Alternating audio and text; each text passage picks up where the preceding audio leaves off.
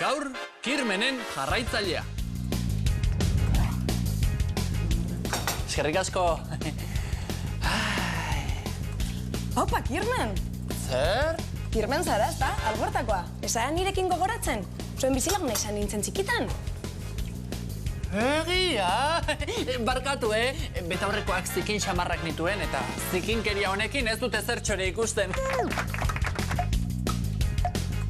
Lasai, ni ere ez nengoen oso ziur aldatuta ikusten zintudan. Tira, Kirmen, bimus, ezta? Dena den nik Kerman naiz, Kirmen nire anaia gaztea da. Egia, banengoen bani, ura altuagoa eta gazteagoa zela. Adina eta altuera, txikitasun horietan erreparatzen hasten bagara. Zeinan azkarra zen gainera zure anaia? Honezkero, karrera garrantzitsuren bat egingo zuen. Zer da? Medikua? Ez, arkitektoa. Azkarra, Kirmen, lerdokeriak baino ez ditu esaten, eta... Tira, oraindik ez du karrera amaitu ere egin. Ez naiz harritzen, ez du denetarako astirik izango. Tira, nik kafea hartu behar dute, presaka nabil. Aizu? Nisen duen izena. Itxaron? Ez nahaztu, keria eta tasun atzizkiak. Keria atzizkiarekin sortutako hitzek kutsu negatiboa dute. Hala, ez da gauza bera txikitasuna esatea edo txikikeria. Arrotasuna edo arrokeria. Aizu? Ai, zer nahi duzu orain? Kafezenerik gabe geldituko zara martxa honetan? Esan dizut, presaka nabil, lanera joan behar dut. Ni oso langile fina naiz. Jakin dezazula. Kirmen, nire aldean alferrutxa da. Ziur Kirmenen anaia zarela, ezta? Izango ez naiz ba. Baina ulertzen du zure zalantza. Izan ere, Kirmenen aldean... mutil dotorea eta serioa naiz ni. Arraroa da, ez nahi zurekin ondo gogoratzen. Ez? Ez naiz harritzen. Kirmenen aldean... apala naiz ni. Eta zuen amata izaba, Carmen? Ze moduz dabiltza? Haiek ziren onak, haiek.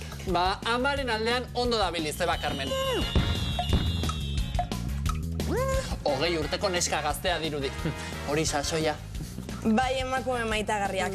Dena den, arraroa da. Ez daukazu haien tankera handirik ere, ziurra? Akabo lanera joan behar dut. Aldean posposizioa, konparazioak egiteko erabil dezakegu. Horretarako, aurreko hitzak noren kasua hartzen du. Amaren aldean ondo dabil izeba Carmen. Kirmenen aldean mutil serioa eta dotorea naiz. Rikasko. Gizona, kiloak ari naiz botatzen gaur zuri jarraika? Benetan ez aldaukazu beste egitekorik. Eman niri bakea, bestela azkenean astakeriaren bat botako dut.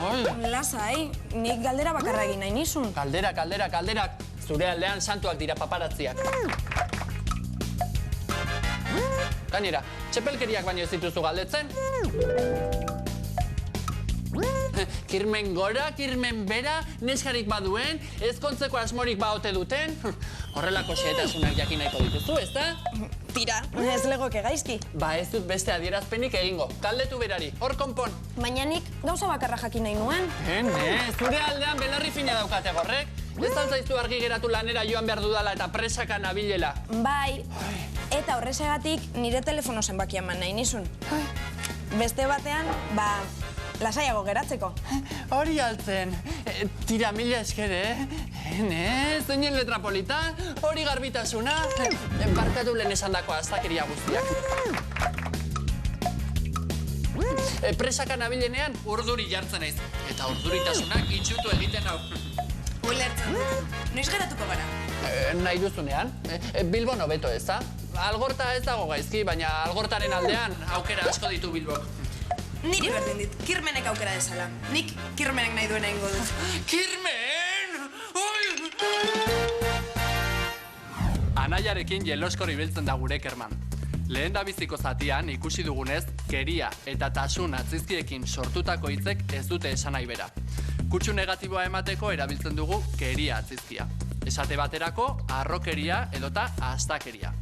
Bestalde, noren aldean konparazioak egiteko erabildezakegula ikusi dugu. Zure aldean belarri fina daukate gorrek, nire aldean alferrutxa da kirmen. Horixe gaur ikusitakoa, lagunok, zuek betikoa, honekin edo harekin, baina egin.